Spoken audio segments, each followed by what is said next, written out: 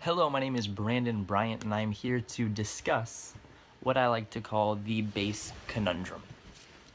So, the problem that we seem to be facing in our cultural situation is that people with lower registered octave ranges don't usually tend to pursue music. They are either unhappy with their range, or at times they might not be accepted for their range. A lot of mainstream music uses more of a higher tenor or alto tenor range. Um, Sadly, that's just the way music is at the moment. And mainstream music is flooded with high pitched singers, which isn't necessarily a bad thing.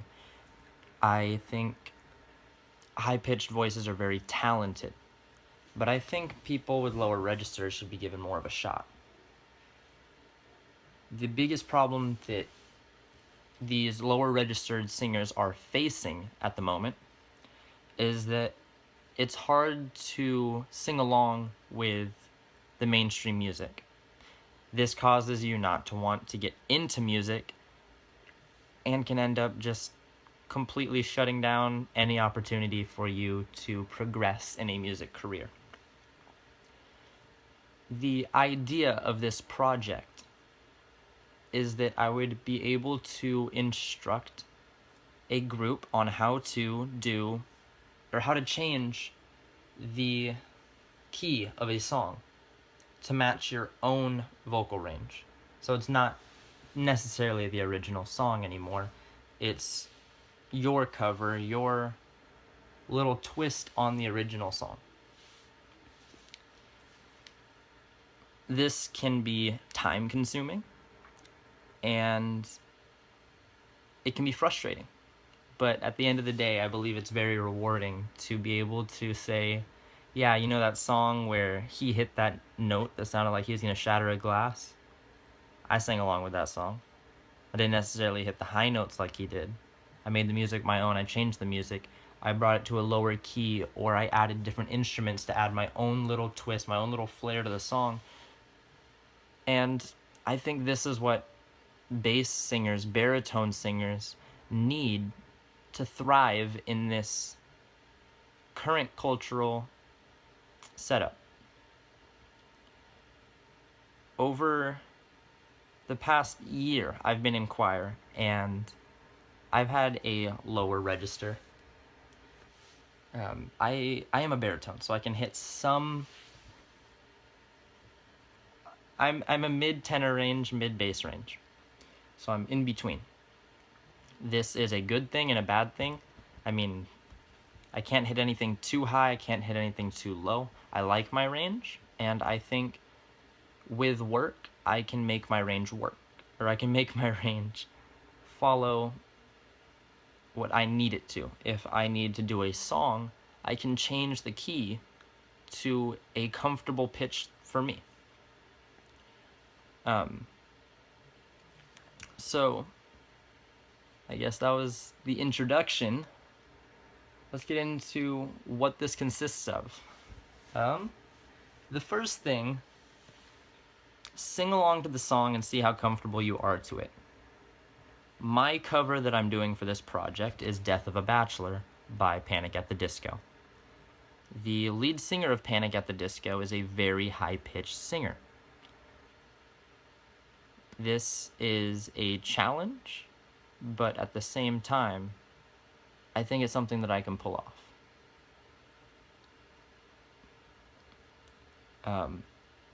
I started off just singing the song a cappella and seeing what ranges I preferred to sing it in, seeing what notes I could hit, what notes I couldn't, what I needed to change, what I could lower to follow my own style, because I usually like to mix my music. As a baritone, I like to hit bass notes and try to hit as many tenor notes as I can so that I get that nice, rich low notes and those nice high notes. So my preference is to reach low and reach high. So I chose to make the music follow what I liked. So the first step was to sing it and see how I felt about it. And after I was done singing, I was able to brainstorm what instruments I thought I would need for this project. Now, I've done guitar for this project, and I could do the song acoustic and there would be no problem. I'd be done, but I want to add my own flair to it. So I have a guitar range, a set of chords that works for my vocal range. And now the next step for me is to make the song my own. The next step in this project is to add more instruments. For instance, I plan to do violin in this, which isn't in the original song. You have guitar, you have drums, but you don't have violin. You even have a saxophone in the song, which I think is pretty cool. But I don't know how to play a saxophone, and I'm not going to learn it for this. But the next thing that you do is just find instruments you like, find something that you're good at. Along with the violin, I'm also going to be doing improvised percussion. I don't do drums, so I am going to be doing beatboxing, as well as body percussion, and bass lines. I am a baritone, so I can sort of hit bass lines. I've had to do it in choir, so I know what a bass line is. So the idea is to improvise my own bass lines for the song, improvise my own beatboxing. The beatboxing can probably just follow the bass. If you want to try beatboxing, practice it for a few hours, see how you feel. It's not something that you necessarily pick up right away, like any instrument. But just practice whatever you think you want to have in the song. It's your cover. It's not necessarily your song. You do need to credit the creator of the song, but it's your cover. Make it your own. Make it unique. Make it stand out. So I plan to do improvised percussion, violin, and guitar. These are 3 things that I enjoy and that I think would bring my own flair.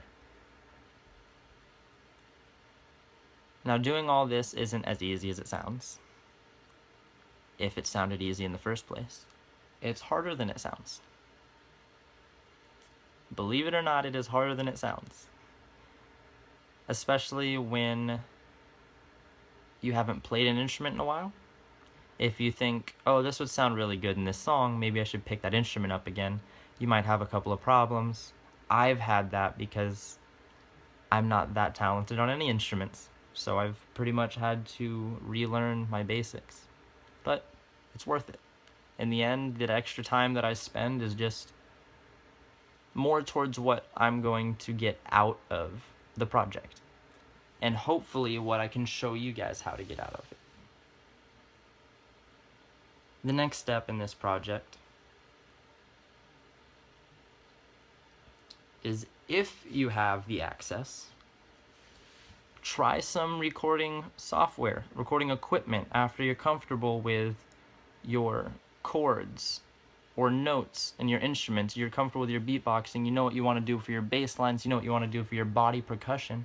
Whatever you want to do, if you want to put flute in the song, put the flute in the song. I have a mandolin that I'm not using, but you can put mandolin in the song. You can do cello. Cello's beautiful. You can put so many different instruments, make your own little twists on these things. I mean, I've known people that have their baby talking or crying in the back of the end of a song, but it works because of how they set up the song and made it work around it. Just make the music your own. Recording software can be expensive. For me, I have access to recording software. I have a microphone. I have contacts that have the ability to let me use a studio, record, mix, edit music. That's not always available, so you might just have, a microphone and your instrument. You could always do an acoustic version. Acoustic versions are beautiful. Just go for what you can do, go for what you want to do, and go for what you're comfortable with.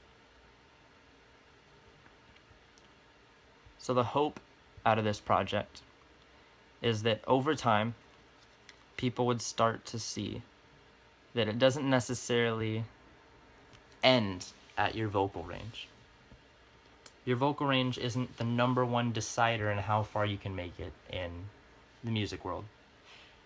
You don't even have to go for a music career. I know people that just don't sing in general because they're not happy with their vocal range, or they don't sing because they've never had the training. Again, oftentimes because they don't like their vocal range and don't think they'll be able to get much out of it. It's sad to see people not willing to give music a try because it seems like they're set back.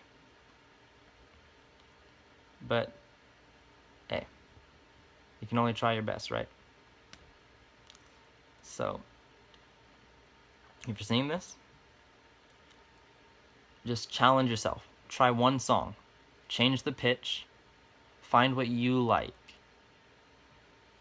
The original notes for Death of a Bachelor, Panic at the Disco can be very high pitched. So I had to lower them down, change a couple of the chords to suit what I was comfortable with in my chord progressions, and just make sure that overall I was happy with what I was doing. If I wasn't having fun doing it, I wouldn't be able to do it in the first place. Music is about expression. You can't fake expression. I mean, you can, but you can tell when expression's being faked. True passion can be seen in music, and that's something that I think this culture can really need. I think this culture can really use a lot of motivation. I'm not a very motivated person, so this is a challenge not only to you guys, but to me as well. So thank you for giving me this opportunity. Thank you for your time, and I look forward to seeing a cultural movement. Brandon, signing off.